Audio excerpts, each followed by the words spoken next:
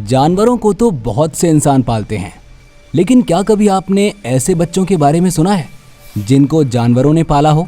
Ivan यूदिन। Russian authorities को इस बच्चे के बारे में 2008 में पता चला। जब इवान मिला था तो वो 7 साल की उम्र तक बोलना ही नहीं सीख पाया था।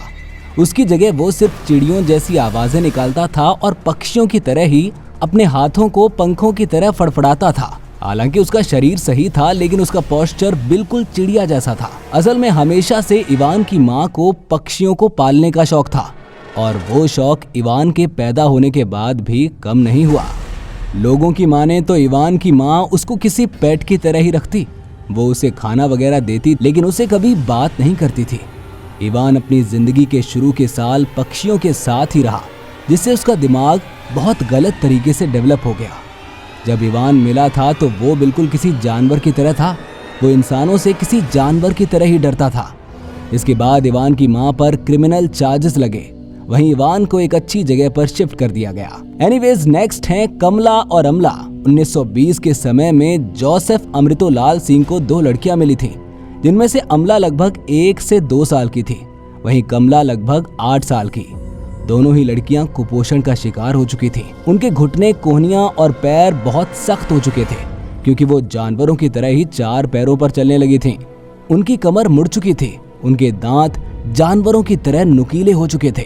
रेस्क्यू होने के बाद भी कई दिनों तक लड़कियां इंसानों से डरती रही थी। रात होते ही दोनों भेड़ियों की तरह हाउल करती थी। दोनों को ही कपड़े पसंद नहीं थे और कच्चा मांस खाना पसंद था। क्योंकि अमला बहुत कमजोर थी तो 1 साल बाद ही उसकी मौत हो गई, लेकिन कमला काफी ठीक हो रही थी। लोगों ने उसकी काफी मदद की, पर 5 साल बाद वो लगभग 50 शब्द बोल ले रही थी। एक स्कॉलर उसे यूएसए ले जाकर दुनिया से मिलवाना चाह रहा था, लेकिन इससे पहले कि वो कुछ भी ऐसा कर पाता, 17 साल की उम्र में ही कमला की भी मौत हो गई, किडनी डिसीज और ट्यूबरक्लोसिस की वजह से। दोनों की जिंदगी बहुत ही ज्यादा डिस्टर्बिंग थी। जॉन सिबुनिया। 3 साल की उम्र में उसने देखा था कि उसके पिता ने उसकी मां की जान ले ली थी, जिसे देखकर वो तुरंत वहां से जंगलों की तरफ भाग गया। लगभग 3 साल बाद जब एक औरत लकड़ियां लेने जंगल में ज्यादा अंदर चली गई तो उसकी नजर जॉन पर पड़ी। पहले तो उसे लगा कि वो बंदर है जिसके साथ कुछ बुरा हो गया है, लेकिन जब उसने ठीक से देखा तो उसे पता चला कि ये तो एक बच्चा है बंदरों के बीच में। उस औरत ने गांव वालों के साथ मिलकर जॉन को वहां से बचाया। बंदरों ने भी उसे बचाने की कोशिश की थी। शुरू में जॉन का बिहेवियर काफी वायलेंट था। जॉन भी अपने चलने के लिए अपने चारों हाथ पैरों का इस्तेमाल करता था। उसकी बॉडी पर काफी ज्यादा कीड़ों के काटने के निशान थे और वो बोल भी नहीं पाता था। बंदरों के साथ रहने से वो पेड़ पर भी बहुत जल्दी से चढ़ जाता था, बिल्कुल किसी बंदर की तरह। बाद में कपल पॉल और मॉली ने उसे अपना लिया। आज जॉन काफी हद तक ठीक हो चुका है और अक्सर अपना समय जानवरों की देखभाली में ही लगाता है, लेकिन बंदरों के साथ नहीं। बाद में जॉन ने बताया कि ऐसा नहीं था कि बंदरों ने उसे प्यार से पाला था, लेकिन बस उन्होंने उसे रहने दिया था।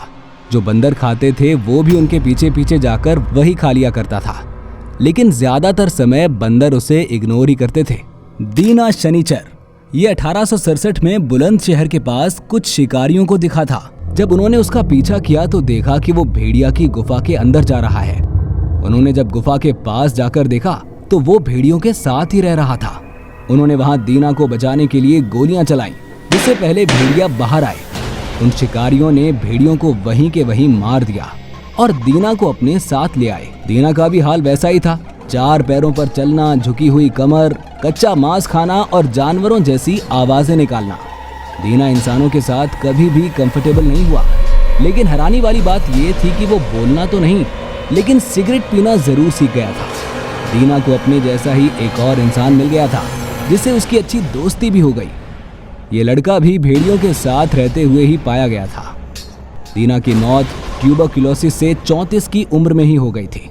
ये सारे ही केसेस हमें कहीं ना कहीं ये बताते हैं कि सिर्फ कुछ महीने ही एक इंसान को जिंदगी भर के लिए बदल देते हैं, और किसी भी बच्चे के लिए बोलना और मेंटल डेवलपमेंट बचपन में ही होता है, और अगर उस टाइम पर वो ना हो तो किसी के लिए भी बोलना और एक नॉर्मल जिंदगी जीना बहुत ही मुश्किल हो जाएगा।